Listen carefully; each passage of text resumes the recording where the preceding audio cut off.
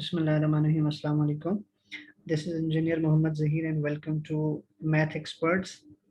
आज हम basic geometry में जो है लेक्चर नंबर 3 के ऊपर हैं and we are going to discuss the pairs of angle और इससे रिलेटेड हम कुछ बेसिक चीज़ें भी डिस्कस करेंगे. So let's move forward. सबसे पहले हम देखेंगे कि how to name an angle. कि अगर हमारे पास, जैसे हमने लास्ट लेक्चर में देखा था कि दो रेज के दरमियान में जो डिफ्लेक्शन होती है उसे हम एंगल कहते हैं. ठीक है, तो पहली जिसको हम बेस रे लेते हैं इसे हम कहते हैं इनिशियल रे. ठीक है, आई आर. और जो हमारी डिफ्लेक्ट होने वाली लाइन होती है उसको हम कहते हैं टर्मिनल रे या टर्मिनल लाइन. और सर्कल के सरकमफेरेंस के ऊपर जहाँ इसके पॉइंट्स होते हैं, तो इनिशियल रे के ऊपर जो पॉइंट होता है उसे हम इनिशियल पॉइंट कहते हैं, और जो टर्मिनल रे के ऊपर पॉइंट होता है या टर्मिनल लाइन पे उसे हम क्या कहते हैं, टर्मिनल पॉइंट कहते हैं. और इस डिफ्लेक्शन को हम क्या कहते हैं, एंगल कहते हैं. ठीक है, तो आज हम देखते हैं कि हम एंगल को नाम कैसे दे सकते हैं. जैसे हमने कहा कि ये जो कॉमन पॉइंट होता है जिसे हम वर्टेक्स कहते हैं, और ये हमारी क्या होती है, ये साइड्स होती हैं. ठीक है, तो इन साइड्स का डेफिनेटली कोई ना कोई नाम होगा चूंकि ये रेज हैं. जैसे हमने लेक्चर नंबर 1 में देखा था, तो अगर ये ओ है इसे मैं ए का नाम दे रहा हूँ और इसको बी का, तो ये ओ ए है और ये ओ बी है. तो यहाँ पर जो एंगल बन रहा है, ठीक है, इसकी जो भी वैल्यू है इसको हम बाद में देखेंगे. ये जो वर्टेक्स ओ है, तो हमने इस एंगल को नाम कैसे देना, सबसे पहले हम ये देखेंगे. उसके बाद हम देखते हैं कि एडजेसेंट एंगल्स क्या होते हैं. उसके बाद हम देखते हैं कि कॉम्प्लीमेंट्री एंगल्स क्या होते हैं, सप्लीमेंट्री एंगल्स क्या होते हैं, और कॉन्ग्रेंट एंगल्स क्या होते हैं. श्योर. सो सबसे पहले how to name an angle और द नेमिंग एन एंगल. इसके 3 तरीके हैं. ठीक है, पहला है यूजिंग 3 पॉइंट्स, उसके बाद है यूजिंग ओनली 1 पॉइंट, और उसके बाद है यूजिंग अ नंबर और डिजिट. आप देख सकते हैं ये हमारे पास दो रेज हैं, ए बी और बी सी. ठीक है, तो सबसे पहले with the help of using 3 points, इसमें जो हमारे पास ये बी है इसके बारे में वो कह रहा है कि vertex must be the middle letter. जैसे हमारे पास ए है, बी है और सी है, तो इसमें जो बी है ये हमारा क्या होना चाहिए, मिडल लेटर होना चाहिए जब हम एंगल को नाम देंगे. ठीक है, this angle can be named as angle A B C. ठीक है, यानी यहाँ ए बी और यहाँ से बी सी, तो ए बी सी. तो ये बी जो आप देख रहे हैं ये मिडल में आ रहा है, और एंगल का जो है ना सिंबल वो इस तरह से है. और इसको आप नाम दे सकते हैं एंगल सी बी ए, यानी यहाँ से इस तरफ रिवर्स डायरेक्शन में. अच्छा, उसके बाद हमारे पास है यूजिंग 1 पॉइंट मेथड. पहले हमने देखा यूजिंग 3 पॉइंट मेथड. तो हम क्या करेंगे, जो रेज है ना हमारे पास उसका हम नाम देंगे, उनके नाम को हम मेंशन करेंगे एंगल के नाम में. तो उसको हमने इस तरह से करना है कि जो वर्टेक्स के ऊपर हमारा पॉइंट है उसको हमने मिडल में इनकॉर्पोरेट करना है. Right. The second is only using 1 point. According to this method using only vertex letter. अब ये जो वर्टेक्स वाला लेटर आपका बी है, ठीक है, use this method. Sure, this method is permitted when the vertex point is the vertex of one and the only one angle. Sure. अब हम देखेंगे कि एक ही वर्टेक्स जो है ना वो दो एंगल्स भी डिफाइन कर सकता है.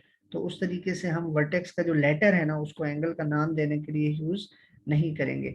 तो ये कंडीशन सिर्फ तब इस्तेमाल होगी कि जब आपके पास सिर्फ दो रेज हैं और एक ही एंगल है. जैसे हमारे पास ये एंगल है, इसकी जो भी वैल्यू होगी, तो इस कंडीशन में हम क्या कर सकते हैं कि ये जो वर्टेक्स वाला लेटर है ना इसकी मदद से हम एंगल को नाम दे सकते हैं. यानी हम कह सकते हैं कि since b is the vertex of only this angle, this can also be called angle b. ठीक है ना, तो इसको हम एंगल बी भी कह सकते हैं, एंगल ए बी सी कह सकते हैं, और एंगल सी बी ए कह सकते हैं अकॉर्डिंग टू दिस मेथड.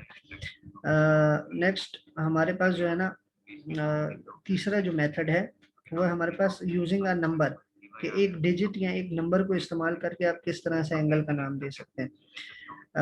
ये किस तरह से देंगे, अ number without a degree symbol. ये आपने याद रखना है कि जब भी आप एंगल को किसी नंबर से रिप्रेजेंट करेंगे तो उस नंबर के ऊपर आपने डिग्री का सिंबल नहीं लगाना. जैसे यहाँ पे 2 है ना, तो इसके ऊपर आपने इस तरह से लेट मी टेल यू, जैसे 3 है तो इसके ऊपर आपने डिग्री का सिंबल नहीं लगाना, वरना ये एंगल की वैल्यू बन जाएगी. Sure. So a number without a degree symbol may be used as the label और name of the angle. This number is placed in the interior of the angle. अब interior या exterior of angle क्या होता है कि this region is basically the interior of angle and the rest of is exterior of the angle. Sure. So interior of the angle near its vertex, तो ये interior of the angle है near the vertex, ये आप देख सकते हैं इस angle को 2 का नाम दिया गया। The angle to the left can be named as angle 2। Sure. तो इस तरह से ये हमारे पास 3 मेथड हैं। अच्छा, इसमें जब भी हम किसी डिजिट से या नंबर से एंगल को नाम देंगे तो जो 1 लेटर है ना, यानी the 1 letter name is unacceptable. किस कंडीशन में? जबकि more than one angle has the same vertex point. In this case, use the 3 letter name or a number if it is present। ठीक है, यानी कि अगर आपके पास इस तरह की कंडीशन है कि एक ही वर्टेक्स से 2 एंगल हैं, तो आपने ऐसा नहीं हो सकता कि आप इसको भी एंगल 2 कहें और इसको भी एंगल 2 कहें। ठीक है, इस तरह से हम एंगल को नाम नहीं दे सकते। अच्छा, हमारे पास एक एग्जांपल है, यहाँ आप देख सकते हैं कि K is the vertex of more than one angle. यानी ये जो आपको ये डायग्राम नजर आ रही है, इसमें आप देखें जो ये पॉइंट K है, ठीक है, ये ऐसी डायग्राम का एंगल है जिसमें डायग्राम का जो है ना वो वर्टेक्स है जिसमें 2 एंगल हैं। ठीक है, 3 रेज हैं, तो एक रे आपके पास ये है, एक ये है और एक ये है। ठीक है ना, KL, KM और KP। Sure. What to do with this? तो therefore there is no angle K in this diagram। Sure. इसमें हम कभी भी ये नहीं कह सकते कि this is the angle K। ठीक है, अब हम इसको किस तरह नाम देंगे? देयर आर एंगल, अब ये 3 कंडीशन है, LKM। ठीक है, अब देखें LKM हम किस तरह कह सकते हैं? ये जो फर्स्ट रे है ना LK और ये दिस वन M, तो ये वाला एंगल होगा दिस वन। ठीक है, एक एंगल ये है। उसके बाद देखें एंगल PKM। PKM कौन सा है? ये आपके पास P है, दिस वन, ये PK और M, फिर यहाँ। तो अब जो सेकंड कंडीशन अभी हमने सेकंडली डिस्कस किया है, इसमें हमारे पास जो एंगल है वो बेसिकली ये वाला है, दिस वन। ठीक है, और तीसरी जो है ना वो पॉसिबल सिचुएशन क्या है? Angle LKP। ये LK है और ये KP है, यानी कि इन दोनों का कॉमन, ये जो इंटीरियर रे है इसको हमने कंसीडर नहीं किया। तो अब क्या होगा? अब जो एंगल है ना वो इस लाइन से लेकर यहाँ तक कंसीडर होगा। Sure. So there is also angle 2 and angle 3 but there is no angle 5। ठीक है, यानी आप नाम के हिसाब से ऐसे नहीं कह सकते कि अगर ये एंगल 3 है, ये एंगल 2 है, तो आप ऐसा नहीं कह सकते कि ये सारे का सारा एंगल 5 है। ठीक है, क्योंकि एंगल को ऐड करने के लिए हम एंगल के नाम को ऐड नहीं करते, उसकी वैल्यू को ऐड करते हैं। ये हम नेक्स्ट लेक्चर में देखेंगे। ठीक है, अच्छा, so next is adjacent angle. सबसे पहले हम डेफिनेशन देखते हैं। A pair of coplanar angle with a common और shared vertex and common side that do not have the overlapping interiors. अब इसका क्या मतलब है, इसको हम देखते हैं।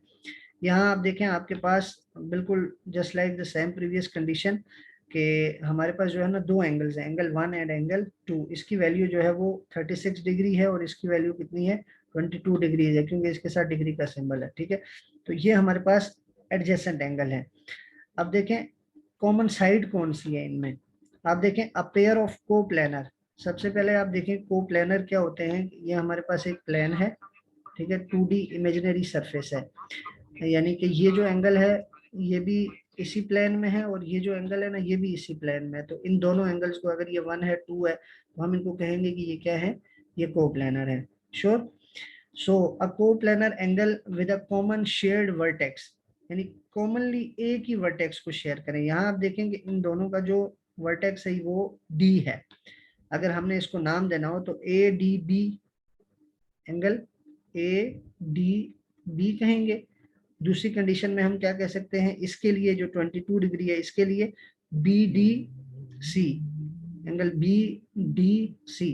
तो यहाँ आप देखें कि ये जो D है ये क्या है? ये दोनों एंगल्स में कॉमन है और ये कॉमनली शेयर हो रहा है दोनों एंगल्स में।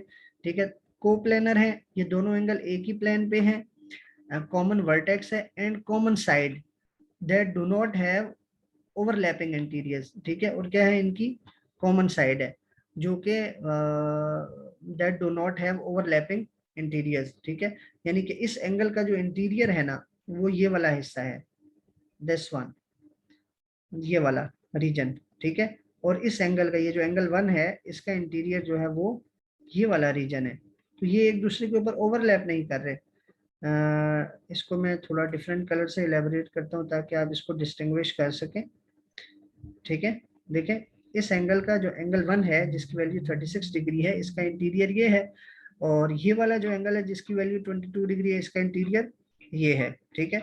तो वो कह रहा है कि एंड कॉमन साइड, ये वाली कॉमन साइड है ना इन दोनों में, ठीक है, वो क्या कर रही है, that do not have overlapping interiors, ठीक है। तो इसमें इंटीरियर भी ओवरलैप नहीं कर रहे, ठीक है। ये अलग अलग से दोनों एंगल हैं, तो ऐसे एंगल हम क्या कहते हैं, एडजेसेंट एंगल, कि ये एक दूसरे के साथ एडजेसेंटली यहाँ पे अवेलेबल हैं, ठीक है।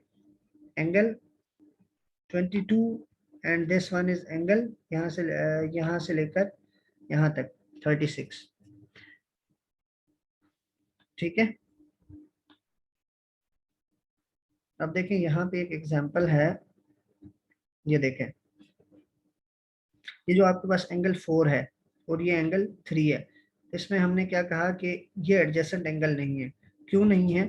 देखें, ये सेम प्लेन के ऊपर तो है, ये वाला जो एंगल 4 है, ये एंगल 4 और ये जो एंगल 3 है, सेम प्लेन के ऊपर तो है, अगर हम ये इसे एंगल कहें और इसको एंगल कहें, लेकिन ये एक कॉमन लाइन को शेयर नहीं कर रहे, ठीक है, क्योंकि यहाँ से लेकर यहाँ तक की ये लाइन कॉमन हम कंसीडर नहीं करेंगे, ठीक है। और इसका प्लेन भी क्या है, डिफरेंट है, इसका प्लेन भी डिफरेंट है, ठीक है। लेकिन सिर्फ किस वजह से कि इनके दरमियान जो है वो कॉमन साइड नहीं है, तो इस वजह से ये क्या नहीं है, ये एडजेसेंट एंगल नहीं है, ठीक है। Angle 1 and angle 2 are adjacent and angle 3 and angle 4 are not. Angle 1 and angle ADC, यहाँ देख सकते हैं आप, एडीसी आर नॉट एडजेसेंट, ठीक है। Angle 1 and angle ADC are not adjacent, ये एंगल 1 और एडीसी ये एडजेसेंट नहीं है, ठीक है, ये अलग अलग है। उसके बाद हम देखते हैं कि कॉम्प्लीमेंट्री एंगल्स क्या होते हैं, ठीक है। एज पर डेफिनेशन, बेसिकली ये पेयर ऑफ एंगल्स होते हैं, ठीक है, पेयर्स होता है एंगल का। A pair of the angle whose sum of measure is 90 degree, यानी कि ऐसा ऐसा एडजेसेंट एंगल जिनको सम करें, सम अप करें उनको, तो उसकी जो टोटल वैल्यू बने वो कितनी हो, 90 डिग्री बने। मिसाल के तौर पे आपके पास ये एंगल है, अगर मैं कहूँ कि ये वाला जो एंगल है मेरे पास, ये 55 डिग्रीज है, ठीक है, हो सकता है यहाँ पे रिटर्न हो, अभी मैं आगे जाऊंगा, और ये एंगल जो है वो 35 डिग्री हो, ठीक है।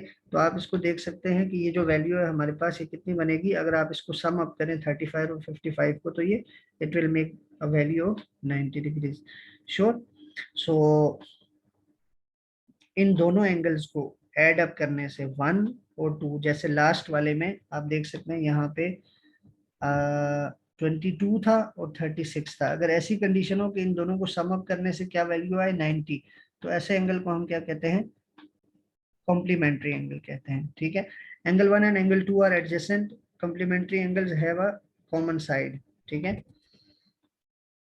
यहाँ आप देख सकते हैं, ठीक है, कि मेजर ऑफ एंगल 2 इज 50, ये वाली वैल्यू कितनी है, 50 है, और ये वाली वैल्यू कितनी है, 40 है, दैट्स वन, ठीक है। तो अगर आप इन दोनों को सम करें, इट विल मेक 90 डिग्री, ठीक है। Angle 1 and 2 are complementary but not adjacent angle. अब इस कंडीशन में क्या है, क्योंकि ये एक कॉमन साइड को शेयर नहीं कर रहे, ये क्यू बी है और ये आर एफ है, ठीक है। तो अगर हम इसको इसके साथ मर्ज कर दें और फिर एक ही रे बन जाए, तो तब ये एडजेसेंट होंगे। यहाँ पर तो ये एडजेसेंट हैं, इस कंडीशन में हम कहेंगे कि ये कॉम्प्लीमेंट्री एंगल तो है, ठीक है, और यहाँ पर ये कॉमन रे को शेयर कर रहा है, लेकिन इसमें ये adjacent complementary but not adjacent angle. क्यों एडजेसेंट एंगल नहीं है, क्योंकि ये कॉमन रे को शेयर नहीं कर रहे, ठीक है। उसके बाद हम देखते हैं supplementary angle definition. A pair of adjacent angles whose sum of measure is 180 degree, ठीक है। तो अगर हमारे पास ऐसे एडजेसेंट एंगल्स हों कि उनकी वैल्यू को हम सम अप करें और कंसिक्वेंटली हमारे पास जो है वो 180 डिग्रीज आ जाए, तो that will be called as supplementary angle.